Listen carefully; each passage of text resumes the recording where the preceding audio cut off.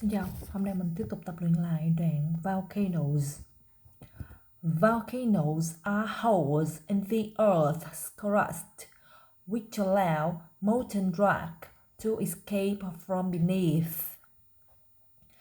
The molten rock or lava may flow out gently or it may be blasted high in the air with gas and ash in a violent explosion.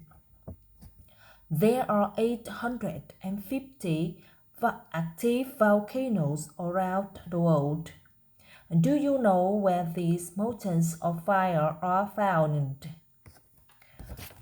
3/4 of them are found within a zone called the Rings of Fire.